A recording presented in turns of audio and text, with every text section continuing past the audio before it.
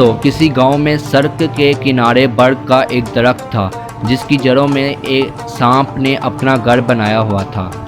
وہ سانپ بڑا زہریلا تھا اور اکثر وہ اس راستے سے گزرنے والے لوگوں کو کاٹ لیا کرتا تھا، جس کی وجہ سے کئی لوگوں کو موت بھی ہو چکی تھی۔ سانپ کے ڈر کی وجہ سے لوگوں نے اس راستے سے گزرنا چھوڑ دیا تھا، کوئی بھی اس درخت کے پاس نہیں جاتا تھا۔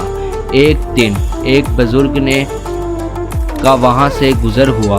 اس نے سوچا کہ اس برگ کے درخت کے چھاؤں میں بیٹھ کر تھوڑا آرام کر لوں۔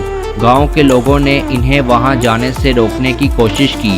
انہوں نے بتایا کہ اس درخت کے نیچے ایک بڑا زہریلا سانپ رہتا ہے جس کے کاٹنے سے کئی لوگوں کی موت ہو چکی ہے، اسی لیے آپ وہاں نہ جائیں، آپ کی جان کو خطرہ ہو سکتا ہے۔ اس اللہ کے نیک بندے نے کہا کہ فکر نہ کرو، میں اس سانپ سے جا کر بات کرتا ہوں۔ وہ بزرگ درخت کے نیچے پہنچے تو سانپ نکل کر سامنے آ گیا۔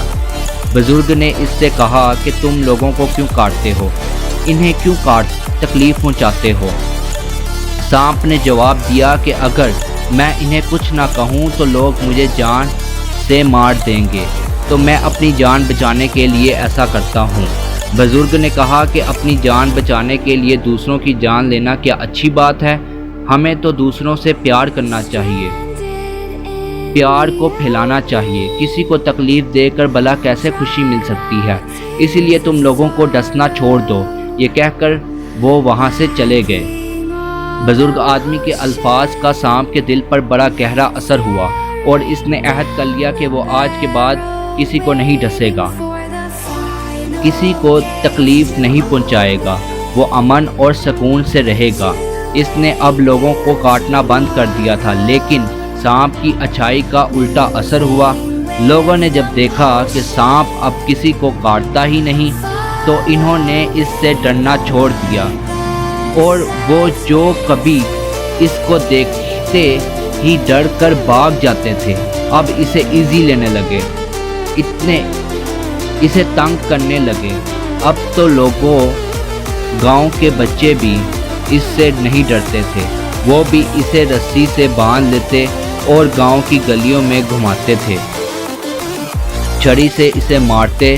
انہوں نے سانپ کی حالت بری کر دی تھی، اس کی کھال ادھر گئی تھی، اس کے جسم پر کئی جگہ زخم کے نشان تھے۔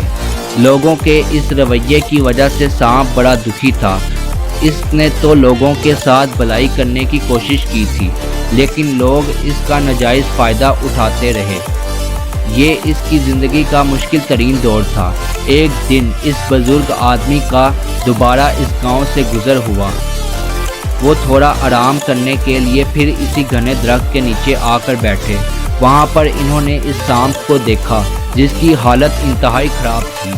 وہ نیک بزرگ سانپ کی حالت دیکھ کر حیران رہ گئے۔ انہوں نے پوچھا کہ تمہیں کیا ہوا؟ تمہارا اتنا برا حال کیسے ہو گیا؟ کس نے تمہیں اتنا زخمی کیا؟ سانپ نے جواب دیا کہ آپ ہی میرے اس ساری تکلیف کی وجہ ہیں۔ آپ ہی نے تو کہا تھا کہ لوگوں کو تکلیف نہ پہنچاؤ، انہیں کاٹنا بند کر دو۔ تو جس دن سے میں نے لوگوں کو کاٹنا بند کر دیا ہے، ان کے ساتھ امن و سکون کے ساتھ رہنے کی کوشش کی ہے، اسی دن سے لوگوں نے میرے ساتھ برا سلوک کرنا شروع کر دیا۔ انہوں نے میری اچھائی کا ناجائز فائدہ اٹھایا ہے۔ یہ میری خراب حالت انہوں نے ہی کی ہے۔ آپ کی بات مان کر تو میرے لیے جینا مشکل ہو گیا ہے۔ بزرگ آدمی نے افسوس سے سر ہلایا۔ شاید تو تم میری بات صحیح طرح سمجھے ہی نہیں۔ میں نے تمہیں لوگوں کو ڈسنے سے منع ضرور کیا تھا، لیکن اپنا دفاع کرنے سے منع نہیں کیا تھا، اپنے دفاع کے لیے پھنکارنے سے تو منع نہیں کیا تھا۔ زندگی میں بھی اکثر اچھے لوگوں کے ساتھ یہی ہوتا ہے۔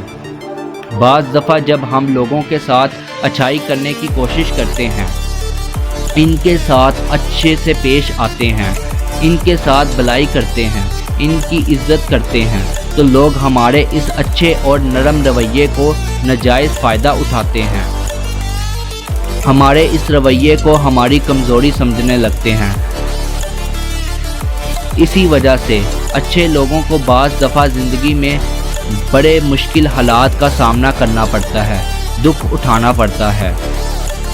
किसी के साथ अच्छाई करने का मतलब अपने आप को तकलीफ देना नहीं है। किसी को इज्जत देने का मतलब अपनी बेइज्जती करवाना नहीं है। अगर आप चाहते हैं कि आपकी लाइफ अच्छी गुजरे तो लोगों के साथ अच्छाई ज़रूर करें, लेकिन इन्हें इनकी लिमिट्स के अंदर ही रखें। इन्हें लाइन क्रॉस ना करने दें। मीठे ज़रूर बने, लेकिन इतना भी नहीं कि कोई आपको ही खा जाए। हालात के मुताबिक बाज़ दफ़ा इंसान को थोड़ा कड़वा बनना पड़ता है ताकि लोग डिसिप्लिन में रहे, ताकि कोई लाइन क्रॉस ना करे, कोई आपको इजी ना ले।